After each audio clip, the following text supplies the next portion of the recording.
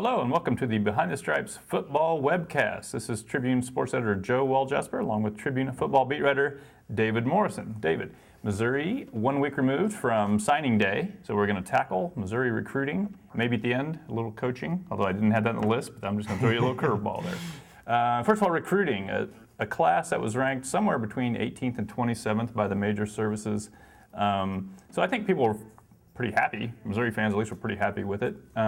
Just your maybe the biggest takeaways, big picture things that struck you from this class. I mean, I feel like this can be a class that kind of stacks up with some of the best of the Gary Pinkel tenure. I mean, obviously it's kind of silly to say that right now, a week after they sign, where these classes usually take, 2 or 3 years to really kind of show themselves. But I mean, it looks like it has this sort of star power and quality depth that maybe a class like 2010 ended up having in the end, because they've got the kind of headliners in Terry Beckner Jr. and Drew Lock, and then they've got a lot of kind of really good depth guys that they were able to, get from other kind of big-time programs that tells you that at least, Missouri's not the only one that thinks that these guys can play at the college level, and they were able to get them. I mean, guys like Terez Hall, who's kind of a diamond in the rough in Georgia that a lot of people started coming after late. I mean, even Georgia kind of made a last-second push for him.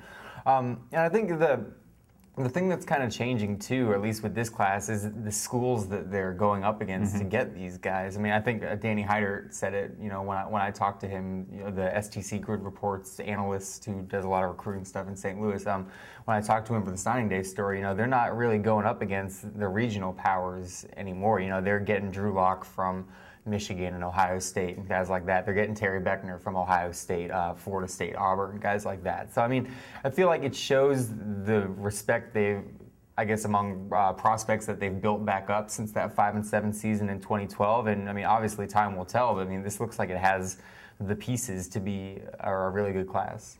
It seemed like maybe in the summertime, they lost out on commitments to people right in their backyard. And Alex Afadale from Rockbridge and Hale Hentges from Helias, but they lost them to national semifinalist program, so not great shame in that, but those are guys they really wanted. But then as the time went on, I thought they got most of everyone else they wanted in the state of Missouri, with the exception of the twins, the Davis twins out of Blue Springs. So they had a good year as far as getting the guys they wanted in the state after the initial two slipped away.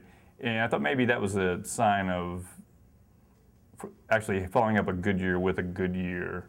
I think Andy Hill even mentioned that maybe it sort of eliminated the idea that it was flukish that they won that previous year in the SEC. So not only did they do well, I thought, in Missouri, but then you could almost expand it regionally to Illinois, Kansas. I think there really is a kind of a nice opportunity. We'll talk a little bit more about Terry Beckner and what that meant later, but especially to get over there a little bit on the east side to take advantage of the fact that Illinois football is so down now. If you can sort of establish a beachhead there, especially at East St. Louis High School, where it appears like there's a thawing in the relationship with Coach Darren Sunk at Missouri. That could be big, so I thought that was a big picture thing that was good. I think it's always good to get a quarterback in every class that you can project as being a multi-year starter, which I think Drew Lock is. So I thought it was mostly positive stuff, and then like you were saying too, I noticed that some of the guys that Missouri's competing against for some of these kids has really changed over the last couple of years, from Houston and Division I AA type schools to they really are, they're flipping from Wisconsin or turning down other schools, like you mentioned with Georgia. So seems like it's all positive. You never know, obviously, but just as best you could judge right now, I thought it was a pretty positive class for Missouri. What importance do we place on the signing of Terry Beckner? He is, I think ESPN ranked him as the number 2 kid overall in the whole country. Rivals was maybe like 30th, so there's a little bit of wiggle room there. But regardless, a national prospect that could have gone anywhere he wanted. Waited till the last day and picked Missouri over like Ohio State, Florida State, Auburn, so good company. The importance you place on that signing? Well, I felt like in this class there were 2 players they absolutely had to have. I mean, I guess you could argue that they had to have Afadale or Hentges, but they didn't get him. I felt like after Afadale and Hentges made their decisions, they already had Drew Lock on board. He was somebody they absolutely had to have. And then they had to have Terry Beckner, too, to make this class what it was. just not only from the talent standpoint, but from the symbolism standpoint, and from, like you were saying, continuing that thaw of the relationship with East St. Louis, where that's a school that's going to put out at least one or two, D1 ready prospects every year.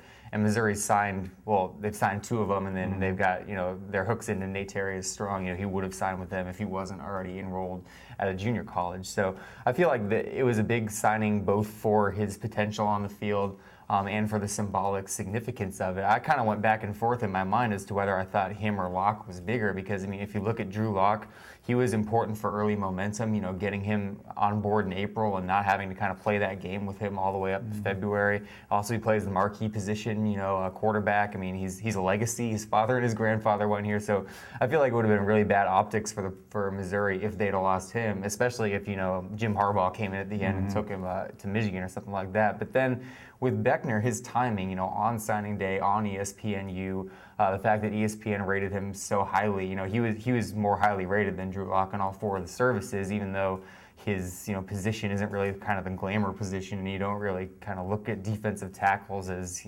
program building positions, things like that. But I feel like just everything that went into the timing and just kind of the day of signing day, being on TV and having all these people seeing him picking Missouri over all of those other schools, I feel like that was kind of, I guess, I don't know which cliche you'd want to use, but the crown jewel or the icing on the cake or whatever for this class. So I just think this symbolism of it, the significance of it, maybe even outweighed any on-field things that he can bring in the next 4 or 5 years. Missouri used to kind of be known and maybe could attract recruits at the wide receiver position just because they threw it around so much, and they had this history of tight ends and wide receivers and that sort of thing. I think that's shifted now and has become defensive linemen, and it's something that's kind of become their niche. They've earned that. The job they've done, Craig Kuligowski and the whole defensive staff have done, churning out NFL caliber, and I think that's something they really sell well, and they've made it into a brand or whatever you want to call it. So I think that is important because I think you could say it's not a glamour position. I think it kind of has become one at Missouri. Defensive end is probably a glamour position almost everywhere now, but I think even defensive tackles, we saw how disruptive someone like Harold Brantley could be this year, Sheldon Richardson before him, and if you can slide Beckner in there and you can put two of those guys together at once, I think that could potentially be something that could cover up a lot of other weaknesses in a defense. I think we've seen that the last couple of years. If you got some guys that can really get after the quarterback, everything else is a little bit easier. So I think that was another big positive sign, is that I think they've really been able to create this niche of, look at what we've done with defensive linemen. Why would you want to go anywhere else if you're 2 hours away? And that was probably what sold him as much as anything. Who are some of the players in this class we think have a chance to contribute immediately? This obviously has a lot to do with the player and also a lot to do with Missouri's needs. Right, yeah. Well, I think you actually have to start with the punter, Corey Fatoni. If you're going to recruit a scholarship punter, it's because you want him to come in and take that job right away. Christian Brinzer's leaving, and they've, on the roster, they've got walk-ons or Andrew Baggett pulling double duty right now as their options at punter. So I think it might not be a sexy choice, but I think Corey Fatoni is probably one of the ones who has the most chance to get on the field this year and make an impact. And I think you'd like that answer too, with your affinity for the Golden Age. I love punting. And then, kind of in those veins, they've got four along in that vein. I don't know. Anyway, they've got 4 junior college guys coming in this year, and they don't recruit junior college guys unless they want them to step in pretty early. You got Chase Abington, who signed with them out of high school in 2013. He's gonna probably figure into that running back mix. 2 offensive linemen, Malik Cuellar and Tyler Howell, who Cuellar is going to be they're both going to be juniors actually. So they've got a redshirt year each, but I don't think Missouri wants them to use it particularly. And then you've got Marcel Frazier, who has to play because he's got 3 years to play 3.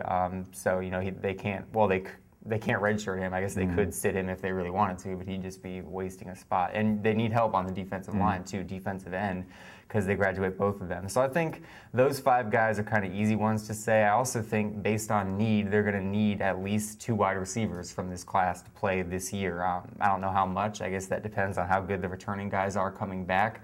but I think you need one guy in the slot and one guy outside at least. And just kind of from preliminary glances, I think Emmanuel Hall might have a leg up on the outside because he's 6'3", 200 pounds. He's got kind of a college-ready body already. He kind of looked like Nate Brown did last year. He looks like he can kind of step in immediately. And then on the inside, maybe Rashad Floyd, just because he's a little bit bigger than Jonathan Johnson. I think Johnson had really good kind of punt return and kick return bona fides in high school, and I think that might make him an attractive option to maybe get into that slot picture. But I also think Missouri's got enough guys on their roster still that can be punt and kick returners, so they don't have to kind of rely on him for that. So I think that if I had to guess, I'd say those 7 guys have and Terry Beckner. Right, I was going to say, you were really on the and board. Terry Beckner. Those 8 guys have the best shot of getting on the field right away from this class. Yeah, I really liked, just from looking at their highlight tapes, I really liked what Marcel Frazier did in junior college. He looks like a guy that's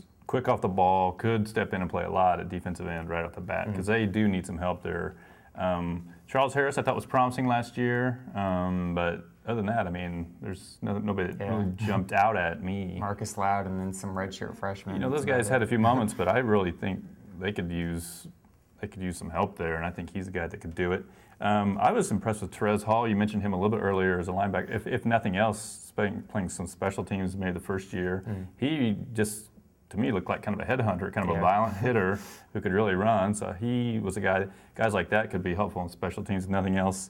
Cuellar, you mentioned as a JUCO offensive lineman who you would hope could come in and play or be a backup right off the bat. Slot receiver, as you mentioned, with either Floyd or Johnson.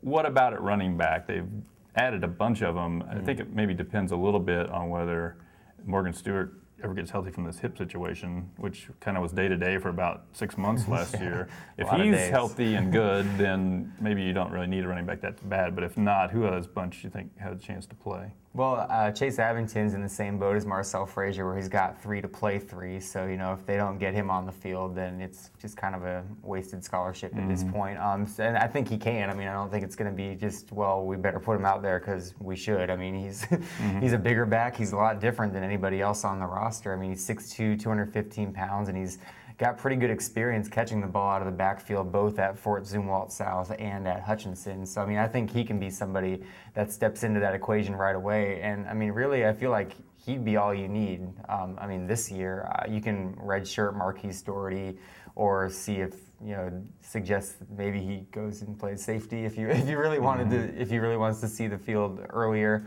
You can redshirt Ryan Williams and then just kind of roll with Russell Hansborough, Morgan Stewart, Ish Witter, Trevon Walters, and Chase Abington. I mean, I think that's a pretty solid group of 5 right there, to where you really don't need to play more than one of those running back signees immediately. Okay, then lastly, since last we met, Alex Grinch, the safeties coach, left to become the defensive coordinator at Washington State. Craig Kuligowski considered leaving for Illinois to be the co-defensive coordinator, defensive line coach, then decided to stay. And then they've hired a new safeties coach. So add all that up, and what did you take out of that whole series of events? Well, I think you wrote it in your column, and I thought it was pretty astute, was that it's kind of symptomatic again of the stature that Missouri is achieving, and that other programs want their coaches. It seems like so much more now than they did a couple of years ago. I mean, Alex Grinch was, he was a secondary coach for 4 or 5 years, and now he's going to be the defensive coordinator at a Power 5 program, just because I guess he's earned that much respect as a coach and as a recruiter, I think especially, because he was really good in Georgia when he was here. And then, of course, Craig Kuligowski is, widely regarded as one of the best defensive line coaches in the country. So, I mean, I even thought he could probably get a better opportunity than maybe co-defensive line or co-defensive coordinator / line coach at Illinois, which, depending on how the season goes, might be open again next year if, Tim Beckman and all of them kind of get railroaded, things like that. So, I mean, I think just the fact that people are coming after their coaches is symptomatic of their elevated stature after these last 2 years. As far as bringing Ryan Walters in, the new safeties coach, I mean, he's he's a young guy. He's only 29, which I'm going to be in 6 days. So we'll be What have you done with your life? Yeah, exactly. Where are my safeties coach at? Yeah. But he coached with Barry Odom last year, and I guess actually they've known each other for 4 or 5 years now. Because when Barry Odom was safeties coach at Missouri, they kind of made a sweep through the University of Arizona to kind of trade best practices, and Ryan Walters was a graduate assistant there at that time. So they started that relationship there and kind of built it up to where it is now, to where Odom brought him on staff at Memphis, and now he's bringing him on staff at Missouri again. So obviously he's somebody that Barry Odom trusts. He's somebody who coached at North Texas for a year, so at least he's got a little bit of foothold in Texas, where Missouri didn't sign a prospect for the first time in the Gary Pinkel era this year. So I don't know if they're going to put him there for recruiting, but maybe he can help kind of rejuvenate those connections. But I guess kind of like the recruiting class, time will tell on the hire. But he seems like somebody that Barry Odom's comfortable with, at least. Yeah, it's kind of a sign of the influence of Barry Odom, obviously, that if you're already pulling in guys he wants. And he, as he mentioned on signing day, planning to still run a 4-3 defense as they did in the past, although he said incorporating a few 3-4 elements into it. So not going to be a big change, which is probably the wise move, because when you switch from 4-3 to 3-4, you kind of got to redo your roster a little bit and get a little bit slightly different players. So this will allow him to hit the ground running most smoothly. All right, well, we will be on a little break until just before spring football, when we will preview spring football.